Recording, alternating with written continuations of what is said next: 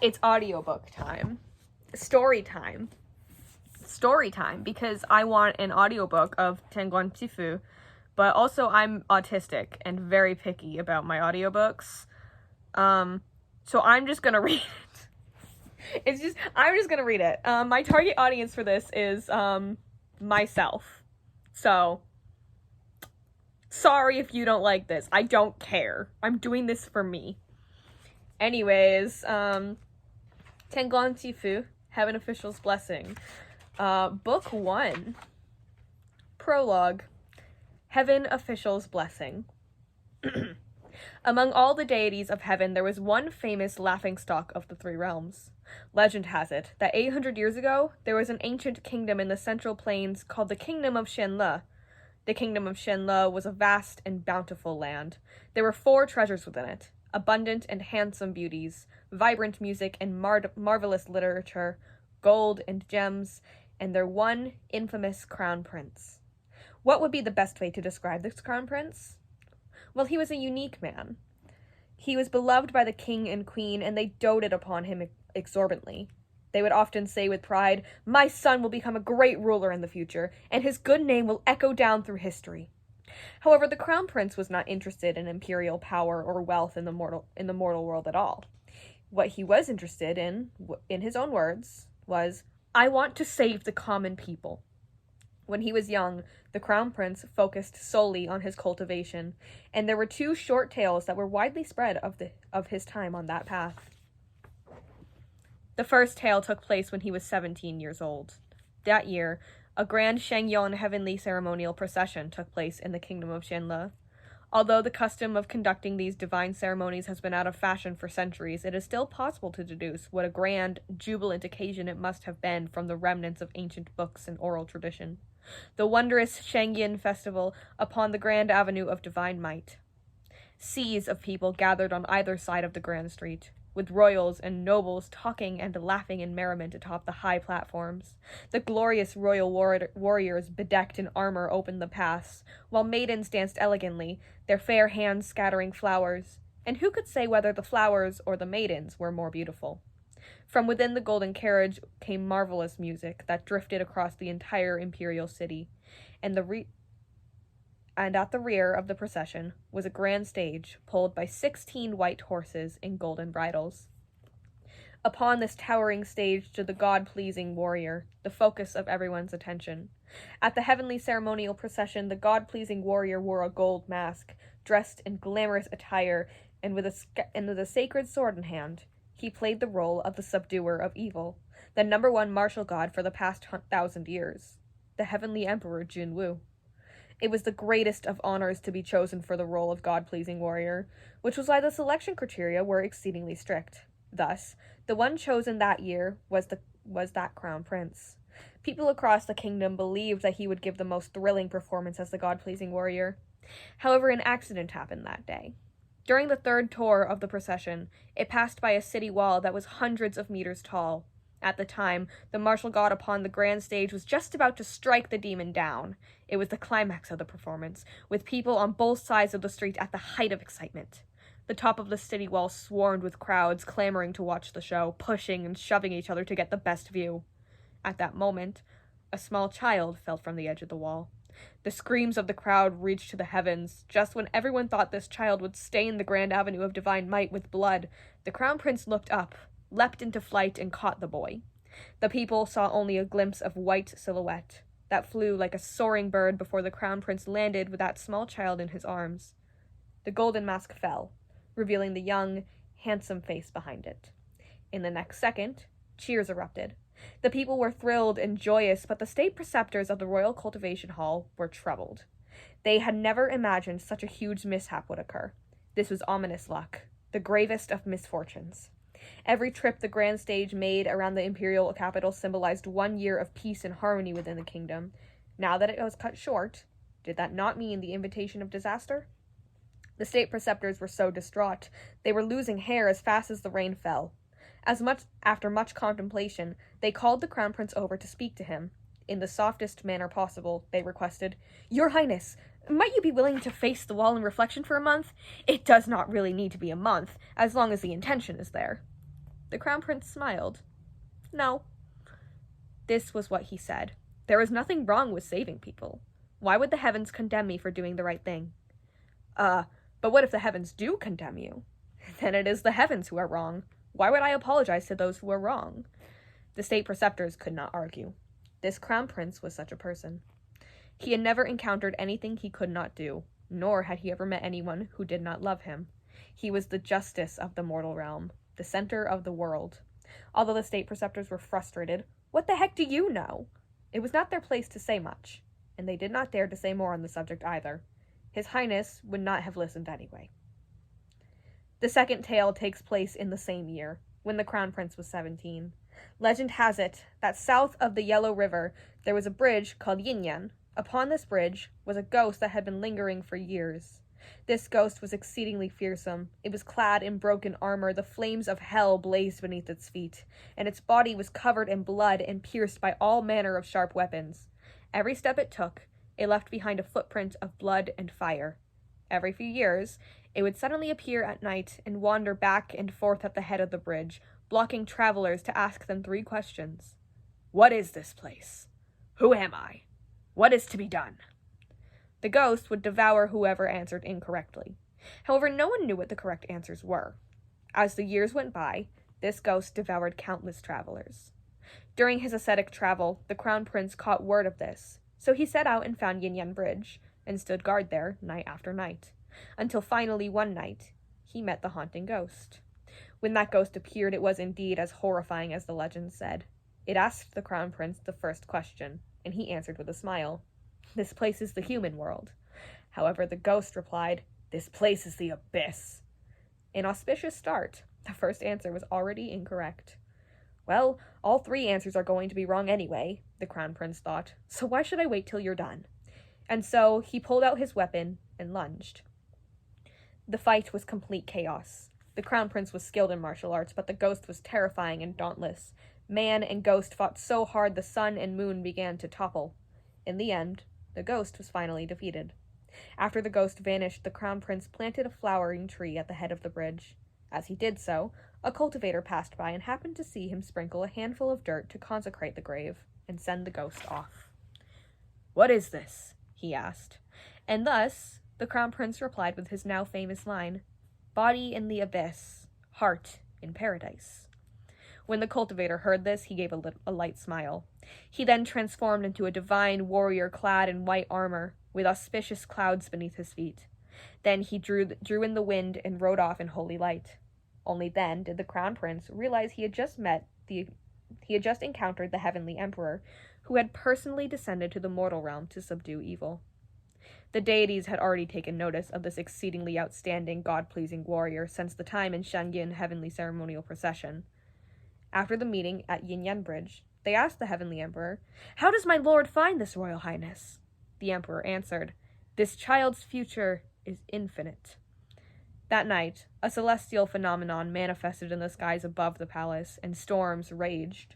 Amidst the flashing of lightning and the roars of thunder, the Crown Prince ascended. Whenever a mortal ascended, the heavenly realm always shook. When the Crown Prince ascended, the entire heavenly realm quaked outright with 3 times the normal tremors. Achieving fruitful cultivation was always far too difficult. It required talent, training, and luck. It was often a long road of 100 years for a god to be born. It was not that there was no fortunate souls who became deities at a young age. However, the majority who tried exhausted their entire lives, trained for 100 years, and still had no heavenly tribulations drawn upon them. Even if they did come to face a heavenly tribulation, should they fail the trial, they would die, or be ruined if they managed to survive. Those who made the attempt were as numerous as the grains of sand, as the sand of the Ganges, but most were simply ignorant mortals who would spend their entire lives as nothing more than ordinary, never finding their own paths. Yet this royal highness was no doubt the darling of the heavens. Whatever he wanted, he received. Whatever he wanted to do, he succeeded. He wanted to ascend and become a god, so at the age of 17, he did just that. He had always led the hearts of the people, and the king and queen loved and missed him dearly. So to honor their son, the king ordered great temples and shrines to be built across the land and for statues of the Crown Prince to be erected and worshipped by all. The more believers that were amassed, the more temples were constructed. That meant the crown prince's life would be more prolonged, and his spiritual powers would grow more powerful. Thus, in a few short years, the Shinla palace of the crown prince became incomparably glorious, and for a time, its prosperity and splendor reached its peak. Until 3 years later, when Shinla fell into chaos. The cause of the chaos was tyranny, with rebels rising in revolt. However, while the flames of war were set ablaze over the mortal world, the deities of the heavenly realm could not easily intervene. Their concerns were ghosts, monsters, and demons that encroached on the borders, and whatever fell outside of those perimeters had to be left to its own devices. Think about it. Conflicts were everywhere in the mortal realm, and everyone believed they were justified. So if any god were to stick a foot in, today you would back your former kingdom. Tomorrow, another would avenge his descendants. Thus, would there not be gods who wanted to fight each other all the time, who would fall into a life of disgrace? That was why the crown prince needed to keep his distance.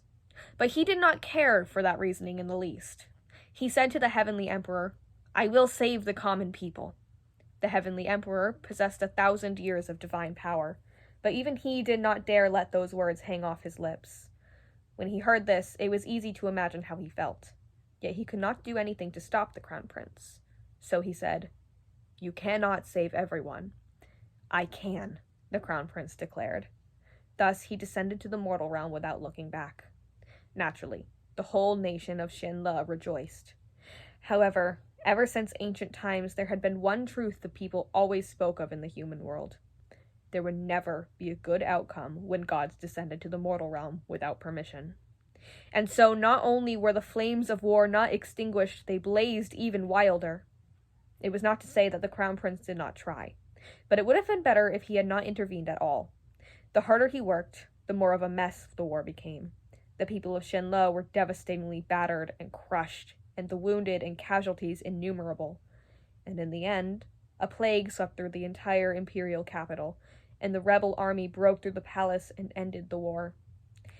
If it was said that Shinla was originally hanging on by a thread, then the crown prince came and cut it directly. After the kingdom fell, the people came to realize one thing. The crown prince they worshipped as a god was never as perfect or strong as they imagined. To speak harshly, was he not just useless trash who could not do anything right? Without anywhere to vent the anguish and pain of losing their homes and families, the battered people furiously poured into the palaces of the crown prince, toppled his divine statues, and burned down the divine temples. 8,000 temples burned for 7 days and 7 nights, burned until there was nothing left. From that moment on, the martial god who protected peace and safety vanished, and a god of misfortune who brought disasters was born.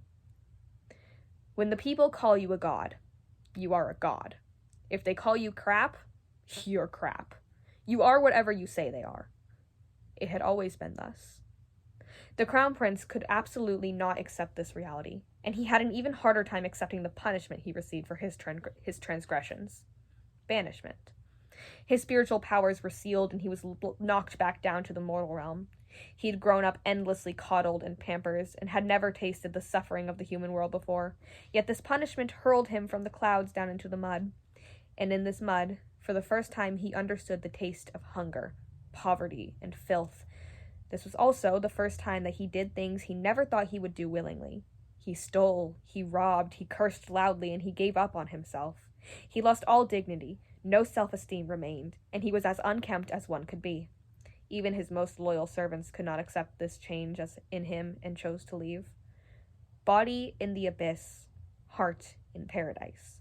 This phrase had been engraved on the stone monuments and plaques everywhere in Shinla. If not for the war that had burned almost all of the kingdom to the ground, if the crown prince were to see the remnants of those words, he would probably be the first to rush to destroy what was left. The person who had said those words had personally proven that when the body was in the abyss, the heart could not be in paradise. He ascended to the heavens quickly, but his fall from grace was even faster. That awe-inspiring impression at the Grand Avenue of Divine Might, the evil he met at Yin Yan Bridge, it all seemed as if it were only yesterday. In the heavenly realm, merely sighed for a while before letting go of what was past. until one day many years later a huge rumble thundered from the sky. This Royal Highness ascended for the second time. Throughout history, heavenly officials who were banished either never regained their glory or fell into the ghost realm. It was rare to turn over a new leaf after banishment. This second ascension was truly grand and spectacular. What was even more spectacular was that after he ascended, he charged all the way into the heavenly realm and rampaged in full fury. Thus, he had only been ascended for the span of 1 incense time before he was knocked back down again. 1 incense time. It could be considered the swiftest and shortest ascension in history. If the first ascension could be considered a beautiful tale, then the second ascension was a farce. Having been banished twice, the heavenly realm looked upon this crown prince with full contempt. And in that contempt there was caution. After all, he was already threatening and on edge after the first banishment. Now that he had been banished twice, would he not go berserk and take his revenge on the world? Yet who knew? After being banished this time, he did not go berserk, and even adjusted earnestly to banished life. There were no issues at all, and the only problem was that maybe he was taking things a little too seriously. Sometimes he would busk at the end of street corners, expertly playing any instrument and singing any songs, and even shattering boulders on his chest as part of his act. While there had long been word that His Royal Highness could sing and dance and was a master of many talents, it was unbelievable to witness all his talents in such a fashion, truly inspiring complicated feelings in anyone who saw. Sometimes he would diligently and humbly collect scraps. The deities were shocked to their cores. It was unthinkable that things would reach this point, where now, if one were to say, "That son you gave birth to is the crown prince of Shenle," it would be more a curse. It would be a curse more malicious than "May you die without sons." He was once the noble and gracious crown prince, a heavenly official who was part of the divine ranks. But in truth, no one else had ever screwed up so badly, and so, this was the story of the man who was known as the laughingstock of the 3 realms. After laughing, those who were more sentimental might also sigh. The darling of the heavens, who once stood at such a height, had truly and thoroughly vanished. Divine statues collapsed, a native kingdom was destroyed, and not a single believer remained. Gradually he was forgotten by the world, thus no one knew where he had drifted afterward. It was already a great shame to be banished once. No one would be able to get back up after being banished twice. Many more years passed. Suddenly, one day, there was another huge rumble in the sky. The heavens fell and the earth cracked. The ground trembled and the mountains shook. The lanterns of everlasting light shuddered. The firelights danced in fury, and all the heavenly officials inside their golden palaces jolted awake, every one of them running out to ask each other, "Which new dignitary has ascended? Such a grandiose entrance!" Yet who knew? They had exclaimed in wonder the first second, but in the next, all the deities of heaven were thunderstruck. "Weren't you done?" That infamous weirdo, the laughingstock of the 3 realms, the legendary Royal Highness the Crown Prince, he fucking ascended again! And that's the prologue. I'll see you for chapter 1.